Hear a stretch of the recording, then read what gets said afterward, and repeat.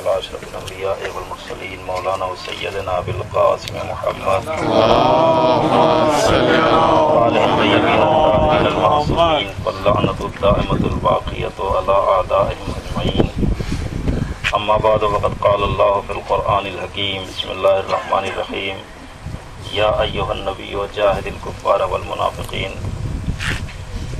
صرف 20 منٹ میں مجھے اپنی گزارشات کو آپ کی خدمت میں پیش کرنا ہے، مگر میں چاہتا تھا کہ اس حد تک ایک چھوٹی سی بات آپ تک پہنچ جائے کہ ہم جس کا غم منا رہے ہیں، غم منانا اس بات کی دلیل ہے کہ اس کے کمالات بھی اتنے عظیم ہیں.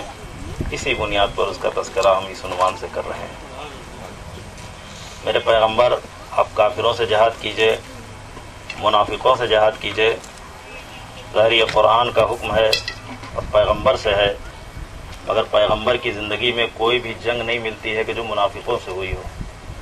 پیغمبر کی تمام جنگیں جو عہد پیغمبر میں ہوئی ہے یا کافروں سے ہوئی ہے یا مشرکوں سے ہوئی ہے. تو یہ اعتراض بہرحال کیا جا سکتا ہے کہ جس قرآن پر ہم عمل کر رہے ہیں، کیا پیغمبر نے بھی اس قرآن پر عمل کیا یا نہیں کیا؟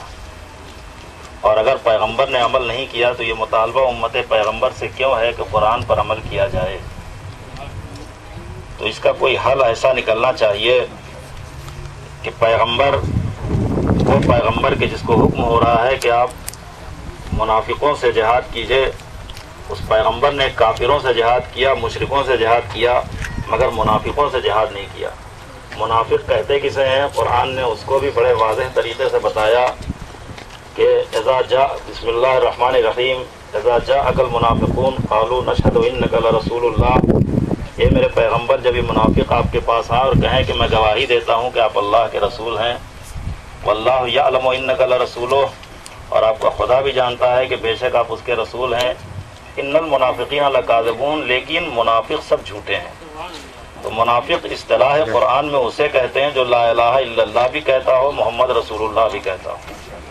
پیغمبر کی زندگی میں ایسا کوئی لشکر پیغمبر سے لڑنے کے لیے نہیں آیا کہ جو لا الہ الا اللہ بھی کہتا ہو، محمد رسول اللہ بھی کہتا ہو. لہذا اگر پیغمبر نے ایسا نہیں کیا تو قرآن کا مطالبہ پورے طور سے پورا نہیں ہوا. اس کا مطلب یہ ہے کہ پیغمبر جیسا کسی ایک کو ماننا پڑے گا تاکہ مطالبہ قرآن بھی پورا ہو جائے اور بات بھی مکمل ہو جائے.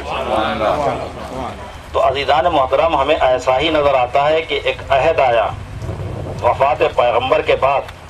گویا یہ زمانہ تھا جو 25 سال تک رہا، اور پھر اس کے بعد ایک زمانہ آیا